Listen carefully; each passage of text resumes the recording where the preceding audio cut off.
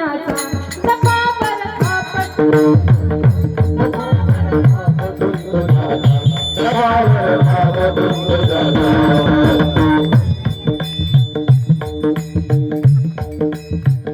शाहीर हा महाराष्ट्राचा प्राण, शाहीर हा महाराष्ट्राचा प्राण, वीर शिवबाचं गात गुणगान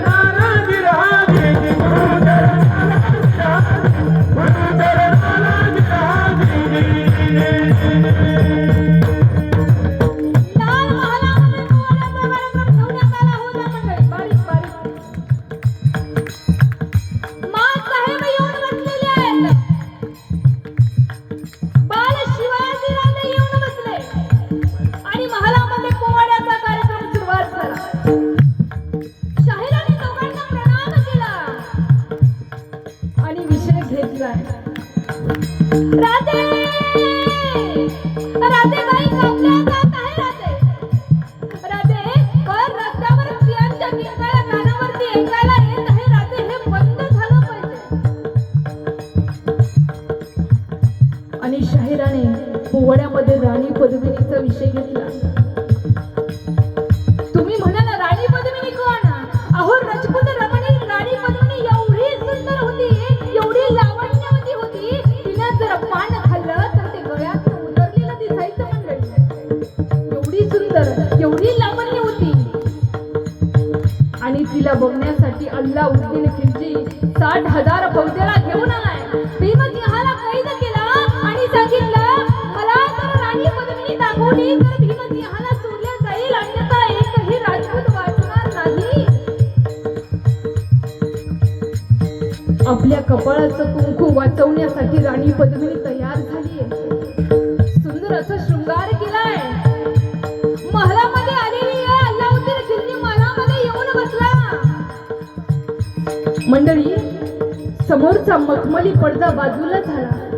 समोरचा मखमली पडदा बाजूला झाला ते सुंदर लावण्याचे कुरळे केस बसतात खिलजीची विषारी भावना जागृत झाली ठरवलंय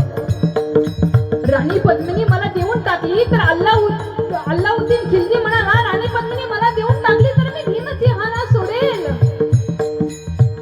नाहीतर नाही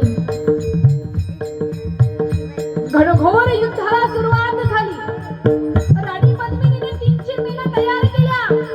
प्रत्येक मेलीमध्ये 3-3 राजपूत बसवण्यात आला आणि त्या राजपूतांनी युद्ध करण्यास प्रारंभ केला अल्लाउद्दीन खिलजीचं सैन्य जास्त असल्या कारणामुळे सगळे राजपूत कापल्या जाऊ लागले काय करणार इकडे राणी पद्मिनी डोळ्यात अश्रूच्या धारा यायला लागल्या घनघोर युद्ध चालू आहे आता काय करायचं परंतु त्या पतिव्रत स्त्रिया असणाऱ्या त्यांनी विचार केला की आपल्याला आता जोहार करायचंय मंडळी जोहार म्हणजे काय जोहार म्हणजे अग्निकुंड पेटवायचा आणि त्यामध्ये धडा धडा उड्या टाकायच्या म्हणजे जोहार अग्निकुंड पेटवण्यात आला इकडे बाल शिवाजी राजे पोवाड ऐकतायत डोळ्यात अश्रूच्या धारा वाहायला लागल्या आणि जसा का अग्निकुंड पेटवला तसा त्या प्रत्येक राजपूत स्त्रियांनी पिवळी वस्त्रे परिधान करून त्या अग्निकुंडामध्ये धडा धडा उड्या टाकल्या मायबाप शिवाजी राजे पोवाडा ऐकत असताना उठून उभे राहिले जसे का उभे राहिले ना हाताच्या मुठी ओळ्या गेल्या आणि माँसाहेबांना म्हणाले माँसाहेब आम्ही निघालो माँसाहेब म्हणाल्या शिवाजी राजे बसा पोवाडा आणखी संपलेला नाहीये बालराजे म्हणाले माँसाहेब अहो असले पोवाडे आमच्या कानाने ऐकवले ते जाणार नाही आम्ही निघालो आम्हाला जाऊ द्या आई साहेब माँसाहेब म्हणाल्या नाही राजे बसा अहो आमच्या जाऊ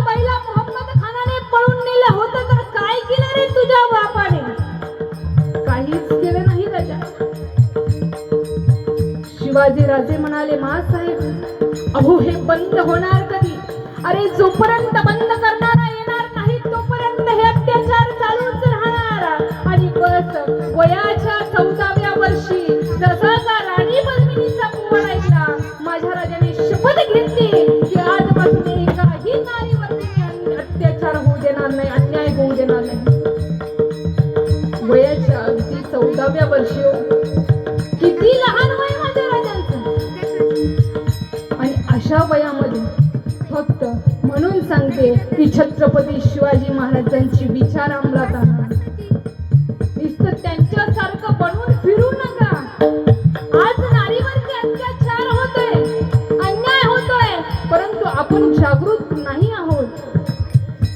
म्हणून आपल्याला छत्रपती शिवाजी महाराजांचा विचार अंमलात आणायचा आहे.